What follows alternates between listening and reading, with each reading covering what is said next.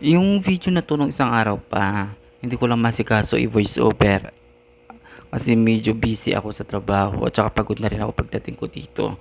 Tsaka 'pag pagkatapos namin kumain, inaantok na ako, nakakatulog na ako agad kaya di ko rin ma-voice over.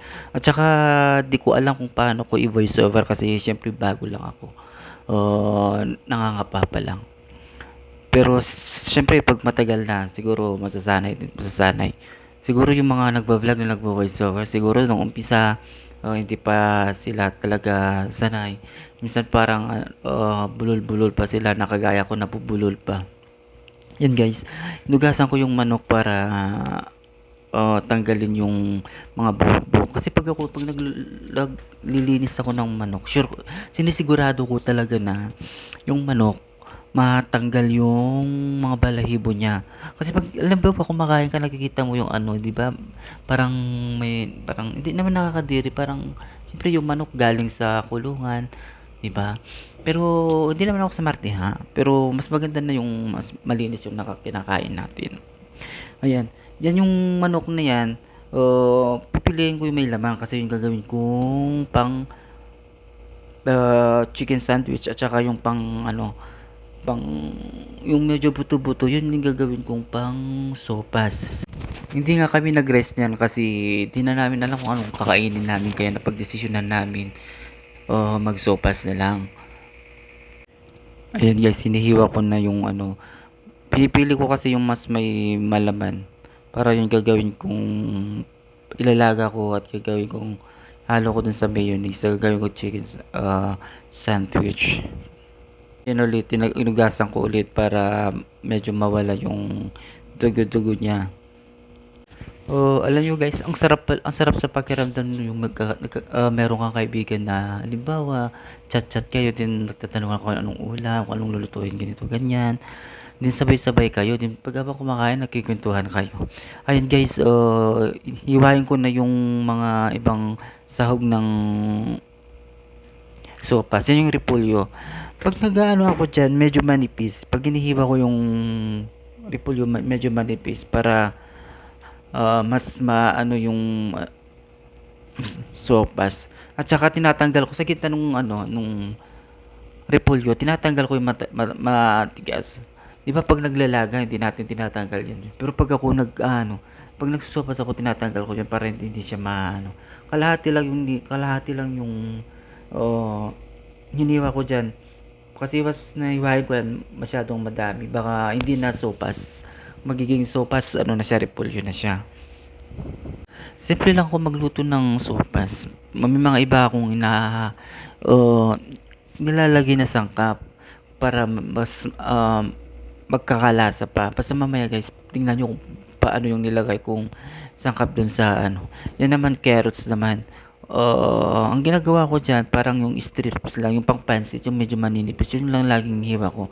Yan ginamitan ko ng ano yung tawag dun, yung pambalat, peeler. Peeler ba yun? Oo, yun, basta pambalat. Oh, ang magiging content ko yung parang sa ganito guys, yung pagluluto kasi nagkakaroon lang ako ng oras sa pagluluto pag dinner na. Kaya yun lang ang ano ko magiging content ko. Basta guys, panoorin niyo lang yung mga video ko kung interesado kayo o kung may mapupulot naman kayo, bakit hindi nyo i-try din guys. Kasi dati nagtrabaho ko Ortigas nagiging assistant cook ako dun. Kaya medyo may mga alam ako sa pagluluto. Pero nakahiligan ko na rin kasi yung dati kong pinagtrabahoan sa Quezon City. Magaling siya magluto. Doon ako mas nahasa, mas natuto. Kaya minsan pag ko na, yung, pag nagluluto ako at naalala ko siya, parang nagpapasalamat ako sa sarili ko lang. Kasi kung hindi lang dahil sa kanya, kung hindi dahil sa kanya sa mga turo niya, hindi ako matutong magluto. Sabi nila madali lang. O sabi natin madali lang magluto, pero iba pa rin kung talagang yung ginagawa mo, mahal mo. Kasi doon yung ano 'di ba, yung pag limbawa sa pagluluto guys, pag talagang seryoso ka, o yung attention mo, yung parang pagmamahal mo nandun sa ano mo, talaga parang sumasarap yung ulam, yung mga pagkain na niluluto mo. Yan, hinugasan ko yung repolyo para ano, 2 beses ko hinugasan. Ang haba nitong video guys, pero sana pagtiyagaan yung panoorin kasi syempre ganyan. Ayan, hugasan ko din yung carrots. Ang hirap talaga mag voiceover ka, nakakawala, nakaka-block out, naka sa isip kung ano yung sasabihin sa ano. Ayan, nag-ano na ako. Medyo nahirapan pa ako dyan sa sibuyas kasi minsan yung mga, di ba, yung mga balat ng sibuyas, yung mga ganyan, matigas siya. Matigas siyang balatan. Kaya medyo na ano na ako dyan, tagalan ako dyan konti. Tsaka guys, pagpasensya nyo na muna yung ano ko kasi syempre bago pa lang ako. Sana pagdating ng araw, magiging gamay ko din. At saka sana supportahan nyo pa rin ako guys. Ayan na, hiniwa ko na yung sibuyas ang maliliit. Yung isa dyan, yung isang buo na yan, yan yung ilalagay, ihahalo ko dun sa palaman sa chicken sandwich. Ihiwain ko lang yun ng maliliit para ano.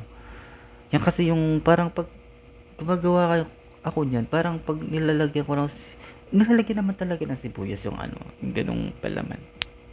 Nakakadagdag siya ng sarap. Pero yung iba hindi mahilig sa sibuyas, 'di ba? Ba nilalagyan din nila ng celery yung chicken sandwich. Kahit egg sandwich, chicken sandwich, tuna sandwich, mga ganon. Nilalagyan nila ng celery. Pero ako di ko nilalagyan kasi hindi ko gusto yung lasa ng celery. Celery. Basta yun na. Minsan nabibisaya ako. Hindi ko alam kung anong ano ko talaga. Ilocano ako pero hindi ko na alam. Halo-halo na yung ano ko eh, dialect ko eh. Nasa Kapampangan, Bisaya, Ilocano, Tagalog na rin. Di ko na lang kung ano, di ko na kayang ano eh. Kaya minsan sa akala nila Bisaya ako, pero hindi naman ako Bisaya, Tagalog, ano, Ilocano ako. Taga Cordillera ako.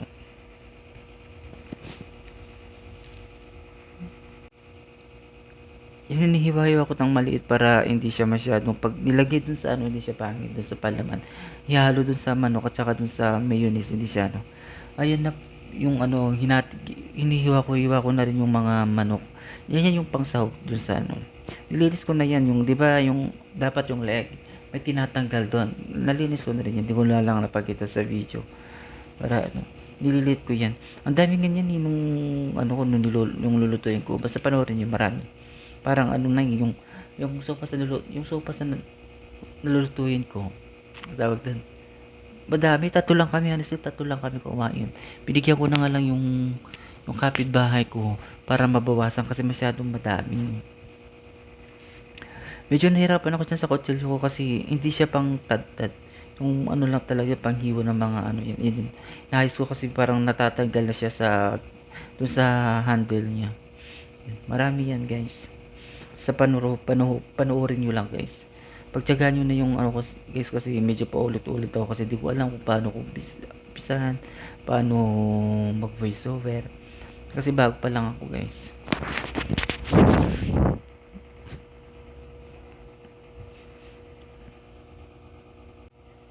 Ayan na.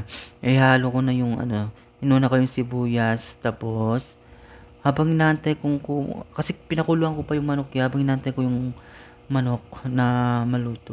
Hinahalo-halo ko, minimix ko na yung mga ingredients para pag mamaya, imayin ko na lang yung manok. Pagkatapos, ilagay ko na lang, at saka ilalagay ko na lang sa ref. Ayan. Ang una kong nilagay, sibuyas, saka yung mayonnaise, at saka nilagyan ko ng konting asin, asukal, at saka yung pampalasa, yung magic syrup. Puti lang naman nilagay kong magic syrup.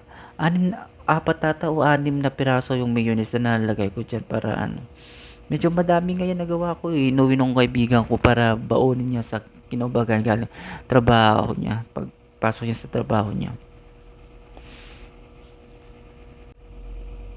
Masarap yan pag nasa rep, pag malamig. Mas gusto ko yung malamig yan. Mas ano, ayan na yung manok. O, tiningnan ko na kung okay na. Malapit na siya maluto. O, binaliktad ko siya para ano. Ayan, nahanguin ko na siya.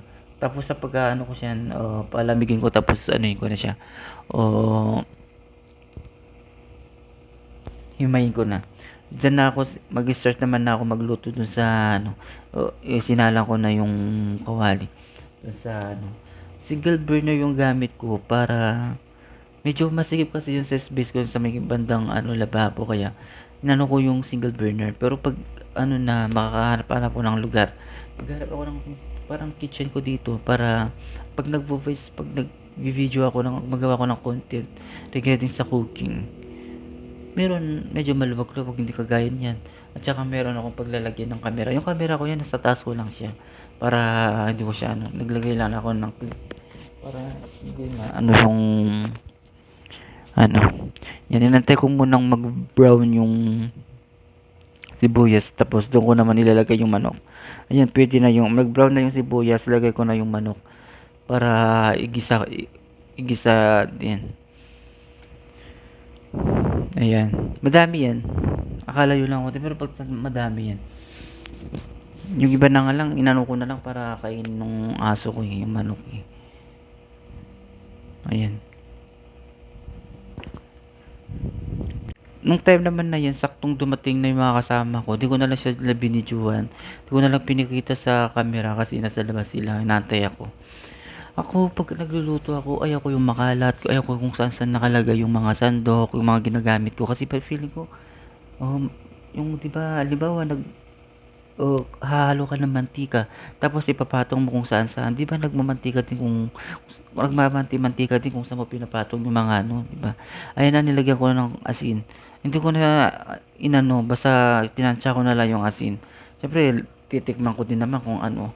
Tsaka yung asukal. Nilagyan ko lang ata ng ano, ilang scoop lang nung ano para magano lang yung lasa.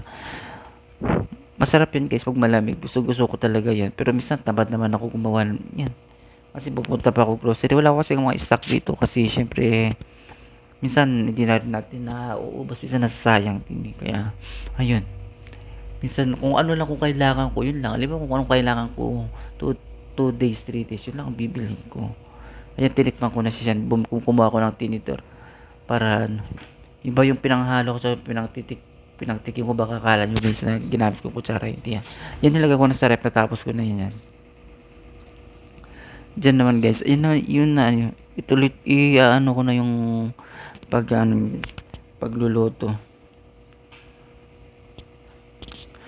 Nakakaano talaga pag ano, 'di ba? Pag first time mo talaga nakakawala. Di mo alam kung ano yung sasabihin mo. Di mo alam kung ano. Ayan, nilagyan ko ng star margarine yung ano.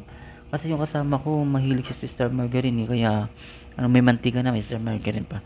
Sa sopas kasi yung star margarine talaga, isa din nagpapalasa doon sa sopas. Kaya, yung iba, mas dinadamihan pa eh. Yung pinagkuluan ko pala ng manok kanina, yung ginamit kong sa, yung hinimay-himay ko, yun yung nilagay ko pinangsabaw ko. Yan pinakulang ko ng pinakul. Pagkatapos nilagay ko na yung noodles. Padami nga yan eh. Napadami yung noodles. Kaya sobrang nadami. Muntik na nga mapuno yung kawali na yan. Medyo malaki yung kawali na yan eh. Muntik mapuno. Tatlo lang kami ha. Tatlo lang kami. Pero muntik pa maubos. Diba? Ang tatakaw namin. Kaya nga kami nagkakasitabahan na eh. Kaya ako gusto ko na rin mag-jogging-jogging kasi pag kunting galaw ko na lang, ninihingal na ako. Kasi medyo ano na yung katawan ko. Mas inano ko kasi yung timbang ko 65 kilos. Ngayon nasa 76 na. 'Di ba 10 kilo yung inano ko. Ayan, inilagay ko na yung mga sangkap, yung magic sarap, yung nor cubes, yung pork. Pag nagluluto ako, halimbawa manok yung sahog, mas gusto kong nilalagay yung pork cubes. Halimbawa naman yung baboy naman niluluto ko, mas ano ko na nilalagay yung beef cubes kasi para mas ano eh, mas malasa sila pag ganun yung ano eh. Ayan, paminta yan, nilagyan ko ng paminta. Eh, dinagdagan ko na naman ng mayonnaise, ng star margarine. Kasi para mas ano, kasi sabi nung kasama ko, mas gusto daw nung partner yung ano eh, yung kaibigan ko, mas gusto daw niya yung mas maraming margarine. Yan. Dagdag ako ng dagdag ng tubig, 'di ba? Pag habang halimbawa, pag niluluto mo yung noodles na sinisip-sip niya yung ano, 'di ba? Ayan, nilagay ko na yung carrots para ano. Di ko alam kung nalagay ko na yung hotdog. Ay, nalagay ko na pala yung hotdog. Andun na yun. Kasi yung hotdog yung ano eh, yung kulay, hindi siya kulay pula. Yung parang sausage siya. Yun yung nilagay ko, sinama ko dun, nilagay ko dun sa ano. Mas gusto ko kasi yung gano'n, yung ano, yung hotdog sa McKinney. Ayan, nilagay ko na yung repolyo. Yan, sobrang kumonti yung sabaw. Dahil nga ano, magdadagdag na naman ako diyan. Masugin na yung ganyan, guys, yung parang nagdadagdag ka lang, ng sa akin lang ha, nagdadagdag ka lang, nagdadagdag ng tubig para ano, halimbawa pag naglalaga ako ng mga matitigas, hindi ako yung tawag doon, hindi ako yung maglalagay ako ng maraming tubig. Gusto ko yung tama lang, sakto lang. Tapos pag nauubusan, nagdadagdag ako ng dadagdag. Nagdadagdag din ako ng nagdadagdag ng ingredients para ano dun sa ano. Malapit na yan maluto, guys. Mamaya kakain na. Ayan yung sinasabi kong ano, mas gusto kong nilalagyan ko ng ano, coffee mate kasi nakakadagdag lasa. Try nyo. Magano kayo, try nyo talaga pag ilagyan nyo ng coffee mate. Yung mga iba nga, pag sabi nila, lagyan mo, sinasabi ko sa kanila na pag nagluluto ako ng sopa, sinalagyan ko ng coffee. Nagtataka sila, hindi sila naniniwala.